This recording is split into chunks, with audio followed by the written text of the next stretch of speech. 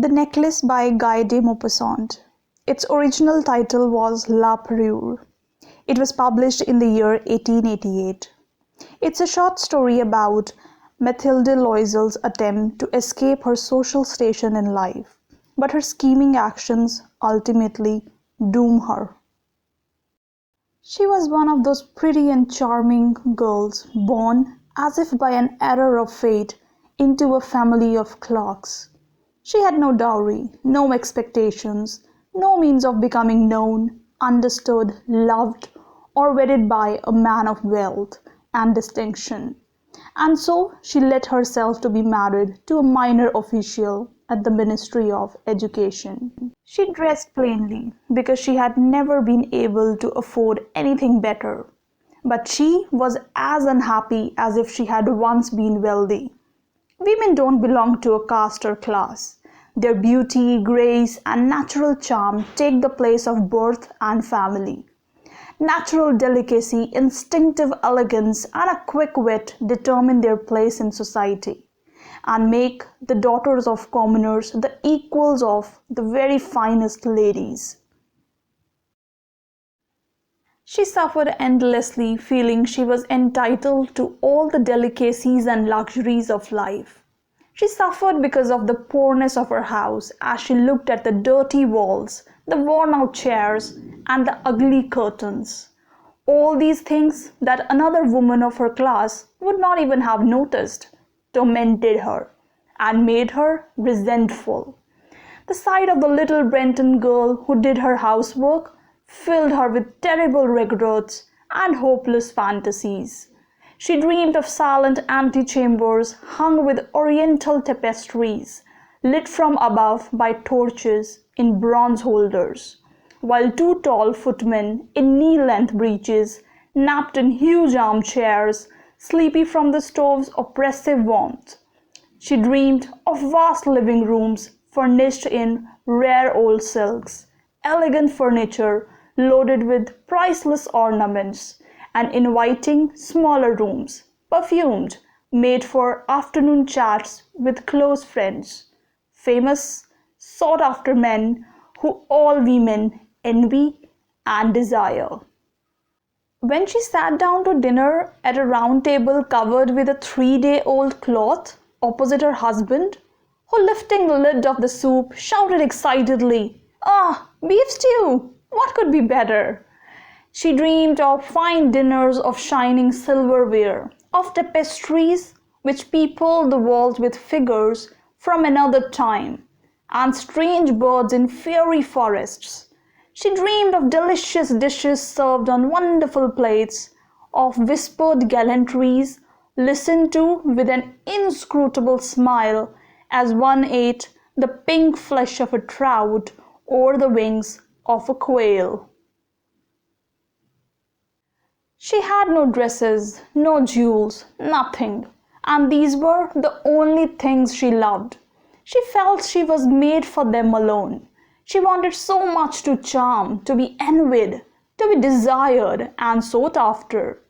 She had a rich friend, a former schoolmate at the convent, whom she no longer wanted to visit because she suffered so much when she came home. For the whole days afterwards, she would weep with sorrow, regret, despair, and misery. One evening, her husband came home with an air of triumph, holding a large envelope in his hand. "Look," he said, "here's something for you." She tore open the paper and drew out a card, on which was printed the words, "The Minister of Education and Madame George Ramponneau request the pleasure of Mr. and Madame Loisel's company at the Ministry on the evening of Monday, January 18th. Instead of being delighted, as her husband had hoped, she threw the invitation on the table resentfully and muttered, "What do you want me to do with that?" "But, my dear, I thought you would be pleased. You never go out, and it will be such a lovely occasion. I had awful trouble getting it. Everyone wants to go. It's very exclusive. And they're not giving any invitations to clerks. The whole ministry will be there." She stared at him angrily and said impatiently, "What do you expect me to wear if I go?" He hadn't thought of that. He stammered, "Why, the dress you go to the theatre in? It seems very nice to me." He stopped, stunned, distressed to see his wife crying. Two large tears ran slowly from the corners of her eyes towards the corners of her mouth. He stuttered, "What's the matter? What's the matter?" With great efforts she overcame her grief and replied in a calm voice as she wiped her wet cheeks, "Nothing. Only I have no dress, and so I can't go to this party. Give your invitation to a friend whose wife has better clothes than I do."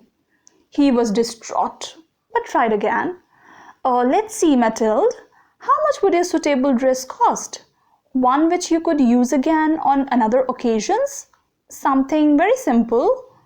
She thought for a moment, computing the cost and also wondering what amount she could ask for without an immediate refusal, and an alarmed exclamation from the thrifty clerk. At last she answered hesitantly, "I don't know exactly, but I think I could do it with 400 francs. He turned a little pale, because he had been saving the exact amount to buy a gun and treat himself to a hunting trip the following summer, in the country near Nantes, with a few friends who went lark shooting there on Sundays. However, he said, "Very well, I can give you 400 francs, but try and get a really beautiful dress." The day of the party drew near, and Madame Loisel seemed sad, restless, anxious. Her dress was ready, however. One evening her husband said to her, "What's the matter? You have been acting strange these last 3 days." She replied, "I am upset that I have no jewels, not a single stone to wear. I will look cheap. I would almost rather not go to the party." "You could wear flowers," he said. "They are very fashionable at this time of the year. For 10 francs you could get 2 or 3 magnificent roses." She was not convinced.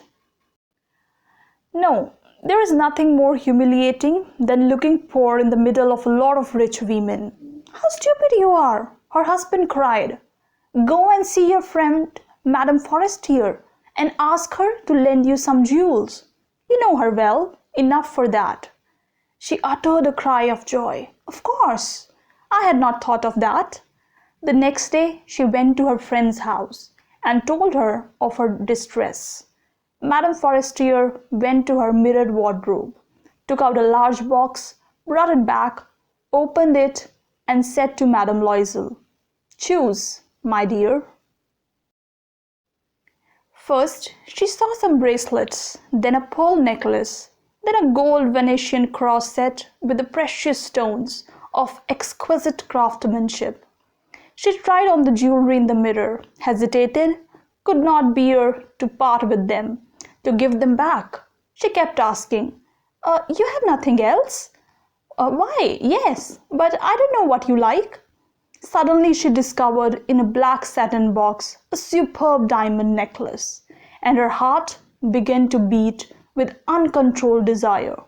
Her hands trembled as she took it. She fastened it around her neck, over her high-necked dress, and stood lost in the ecstasy as she looked at herself. Then she asked anxiously, hesitating, "Would you lend me this? Just this?" "Why, yes, of course." She threw her arms around her friend's neck, embraced her rapturously, then fled with her treasure. The day of the party arrived. Madame Loisel was a success. She was prettier than all the other women, elegant, gracious, smiling, and full of joy. All the men stared at her, asked her name, tried to be introduced. All the cabinet officials wanted to waltz with her. The minister noticed her. She danced wildly with passion, drunk on pleasure, forgetting everything in the triumph of her beauty, in the glory of her success, in a sort of cloud of happiness made up of all this respect, all this admiration, all these awkward desires of that sense of triumph that is so sweet to a woman's heart. She left at about 4 o'clock in the morning. Her husband had been dozing since midnight in a little deserted anteroom with 3 other gentlemen whose wives were having a good time. He threw over her shoulders the clothes he had brought for her to go outside in, the modest clothes of an ordinary life, whose poverty contrasted sharply with the elegance of the ball dress. She felt this and wanted to run away, so she wouldn't be noticed by the other women who were wrapping themselves in expensive furs. Loisel held her back. "Wait a moment. You'll catch a cold outside. I'll go and find a cab." But she would not listen to him and ran down the stairs. When they were finally in the street, they could not find a cab and began to look for one, shouting at the cabman they saw passing in the distance. They walked down toward the Seine in despair, shivering with cold. At last, they found on the quay one of those old night cabs that one sees in Paris only after dark, as if they were ashamed to show their shabbiness during the day. They were dropped off at their door in the Rue des Martyrs and sadly walked up the steps to their apartment. It was all over for her, and he was remembering that he had to be back at his office at 10 o'clock. In front of the mirror, she took off the clothes around her shoulders, taking a final look at herself in all her glory. But suddenly she uttered a cry. She no longer had the necklace round her neck. "What is the matter?" asked her husband, already half undressed. She turned towards him, panic-stricken. I no longer have Madame Forestier's necklace." He stood up, distraught. "What? How? That's impossible." They looked in the folds of her dress, in the folds of her cloak, in her pockets, everywhere, but they could not find it. "Are you sure you still had it on when you left the ball?" he asked. "Yes, I touched it in the hall at the ministry." "But if you had lost it in the street, we would have heard it fall." "It must be in the cab."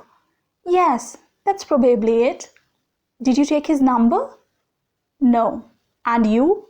Didn't you notice it?" "No." They stared at each other, stunned. At last, Loisel put his clothes on again. "I'm going back," he said. "Over the whole route we walked. See if I can find it." He left.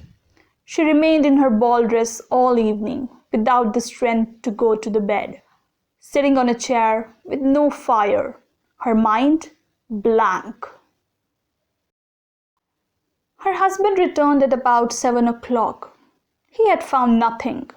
He went to the police, to the newspapers, to offer a reward, to the cab companies. Everywhere the tiniest glimmer of hope led him. She waited all day, in the same state of blank despair from before this frightful disaster. Loisel returned in the evening, a hollow, pale figure. He had found nothing. "You must write to your friend," he said. "Tell her you have broken the clasp of her necklace and that you are having it mended. It will give us time to look some more." She wrote as he dictated. At the end of 1 week, they had lost all hope, and Loisel, who had aged 5 years, declared, "We must consider how to replace the jewel." The next day, they took the box which had held it and went to the jeweler, whose name they found inside. He consulted his books. "It was not I, madam, who sold the necklace. I must simply have supplied the case." And so they went from jeweler to jeweler, looking for a necklace like the other one, consulting their memories, both sick with grief and anguish. In a shop at the Palace Royal, they found a string of diamonds, which seemed to be exactly what they were looking for. It was worth 40,000 francs. They could have it for 36,000. So they begged the jeweler not to sell it for 3 days, and they made an arrangement that he would take it back for 34,000 francs if the other necklace was found before the end of February. Loisel had 18,000 francs which his father had left him. He would borrow the rest.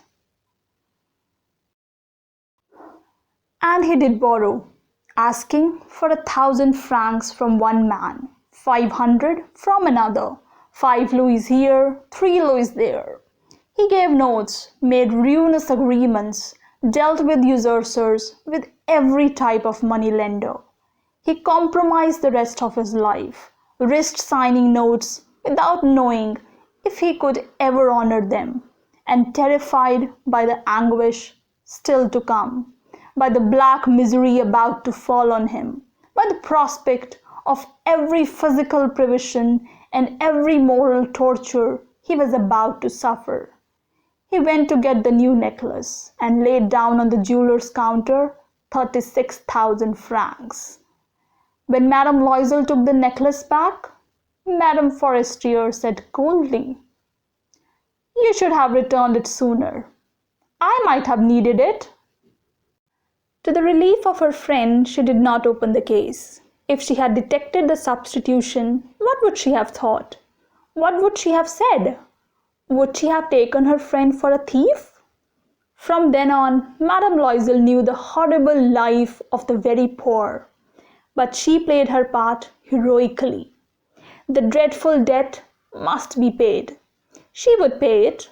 They dismissed their maid. They changed their lodgings. They rented a garret under the roof. She came to know the drudgery of housework, the odious labors of the kitchen. She washed the dishes, staining her rosy nails on greasy pots and bottoms of pans. She washed the dirty linen, the shirts, and the dishcloths which she hung to dry on a line. She carried the garbage down to the street every morning and carried up the water, stopping at each landing to catch her breath. And dressed like a commoner, she went to the fruiterers and the grocers, the butchers, her basket on her arm, bargaining, insulted, fighting over every miserable sou. Each month they had to pay some notes, renew others, get some more time. Her husband worked every evening doing accounts for a tradesman, and often late into the night. He sat copying a manuscript at 5 sous a page, and this lifestyle lasted 10 years. At the end of 10 years they had paid off everything at usurer's rate, and with the accumulations of compound interest. Madame Loisel looked old now. She had become strong, hard, and rough like all women of impoverished households, with hair half-combed, with skirts awry, and reddened hands. She talked loudly as she washed the floor with great swishes of water. But sometimes, when her husband was at the office, she sat down near the window and thought of that evening at the ball so long ago, when she had been so beautiful and so admired. What would have happened if she had not lost that necklace? Who knows? Who knows? How strange life is, how fickle, how little is needed for one to be ruined or saved.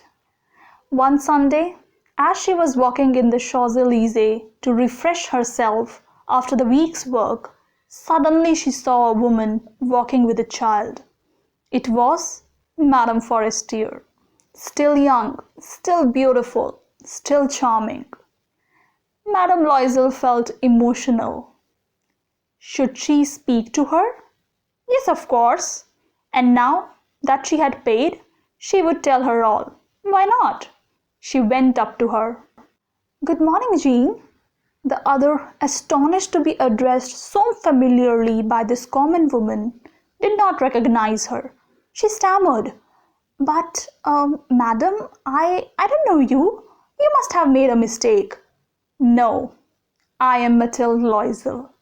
Her friend uttered a cry. Oh, my poor Mathilde, how you have changed.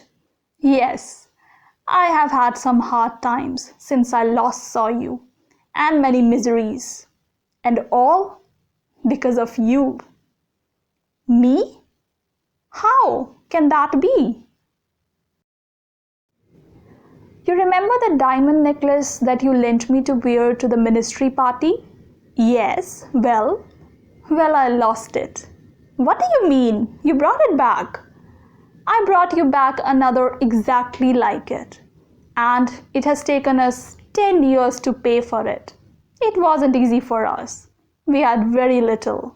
But at last, it is over. And I am very glad. Madame Forestier was stunned. You say that you bought a diamond necklace to replace mine? Yes. You didn't notice then? They were very similar. And she smiled with a proud and innocent pleasure. Madame Forestier, deeply moved, took both her hands. Oh, my poor Mathilde, mine was an imitation. It was worth 500 francs at most.